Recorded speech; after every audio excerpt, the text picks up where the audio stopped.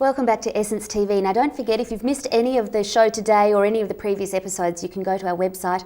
There's free downloads of all our previous shows there at essencetv.tv. Today we're chatting about the issue of poverty and about a fantastic approach of working collaboratively with local communities to give them the tools to empower them to break the poverty cycle from the inside, to not just interrupt the cycle but actually break it and change things for future generations. My guest is Kevin Taylor from the 2H Project. It's a bit of a mouthful, the 2H Project. Just say 2H. Oh, you don't have to say the? No, you don't okay, have to nice. say the. But if you go into the website, you do. It's the2hproject.com. If you Google 2H, put that in your search engine. Yeah. Nice, good to get that sorted. Now, just before the break, we were talking about the fact that the Cambodian Ministry of Health has actually endorsed some of the work that you guys are doing. Tell us what that means for the 2H project. Well, for us, it just is quite unbelievable, really. When we were in Cambodia, on one occasion, Kate took over about 4,000 birthing kits to help with traditional birth attendants, and we were working collaboratively then with World Vision with that particular project. And when we arrived in Cambodia with the 4,000 birthing kits in shopping bags, pretty much, the person who was involved with that project with World Vision no longer worked there. And we asked if anybody else had taken on the project. They said no. And so we were left with about 4,000 birthing kits, what we were going to do with them. Now, just before we go on, what's in a birthing kit? Everything you need to have a baby. Right. Without running into all of the details. Yeah. But yeah, the World Health Organisation accredited, and everything you need for a safe arrival of a child. So fantastic. Everything that's... Yeah. So you've got stuff there, but no one to actually pass it on to the appropriate people. Exactly. And so we spoke with our Cambodian director, one of our workers over there, and we said, what are we going to do? He suggested that we get in contact with the Ministry of Health. He said, I don't think it's going to be able to happen, but why not have a go? And a couple of hours later, he rang back and he said, look, I've managed to get you an appointment. I mean, it's like trying to get an appointment with the Ministry of Health here, the Federal Minister of Health. So it's quite impossible in many regards. But a couple of hours later, we were sitting around the table talking with them. And one thing led to another. So that project's been going on for a few years now. And we've now managed to train, I think we're up to around about 1,200 traditional birth attendants that have been trained. Wow. A team goes in about 5 weeks' time. And they work with government officials, and we travel out into rural and remote areas. And many of those traditional birth attendants have to travel by foot 5 hours to come in for the training. Many of them have never had any training whatsoever. They don't even know how to do simple, CPR. And so they're really behind the 8 ball when it comes to delivering babies. As long as everything goes fine, they're okay. But if ever there's any complications, they're in real trouble. And so the Safe Arrivals project is able to bring them right up to speed with some of those really difficult issues. Fantastic. Now, having that government support or the endorsement of the Ministry of Health gives you entrance into a wide range of opportunities in that area. But I guess at the moment 2H can't actually realise all of those opportunities. That's right.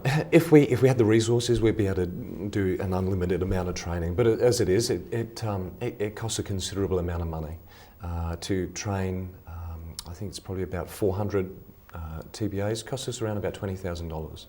So depending on the exchange rate, the exchange rate at the moment is looking pretty good. So but it does cost a lot of money for us to be able to do that training. But if you break that down into what it costs per TBA, per birth attendant, it's a very small amount. Is it then possible for those traditional birth attendants, the TBAs, to translate that training to others? Are they able to then pass that training on? Yeah, absolutely. A part of the training, the training component is for them to be trainers themselves and to pass that information on. Absolutely. So again, replicating it and doing yourself out of a job. Yeah, that's right. We believe the end result of development should be not to be needed. And so as a development organisation, we're constantly trying to do ourselves out of a job. Yeah, that's great. Now at the moment you mentioned that there's a trip preparing to go back to Cambodia in just a few weeks' time. How can people get involved, either, possibly not in this trip, but in future trips? How do they get involved? Part of Kate's modus operandi, if you like, for many years, Kari, I was saying to her, Kate, she's taken teams over since about 1999 into Cambodia, always trying to take ordinary Australians and give them a taste of what it is like in a developing world. And I would say to her, Kate, it takes a lot of work, and it takes probably 4 years planning. I'd say, oh, really, Kate, why don't we stop doing that and just concentrate on some of the projects themselves? But no, she's persisted with that, and we now take probably, on average, about 3 teams a year of ordinary Australians. Some of them are qualified, some of them are not. With the TBA training, the Safe Arrivals training, the Safe Arrivals project, that is the only project where we have, obviously, health professionals who are involved in that. Trained. Yeah, medically trained.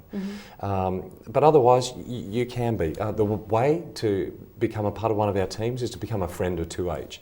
So that is the initial place to start. Right, and that will be through the website? Yeah, it's through the website. The 2hproject.com. Yeah. Fantastic. Now, just to wrap up, obviously you're passionate about this, and every person that goes on these trips becomes an ambassador for 2H because they see it works.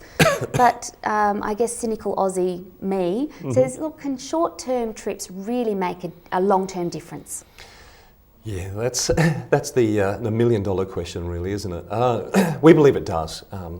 Whilst our trips into Cambodia are short, we purposely make them short. That's part of our idea of leaving a small footprint.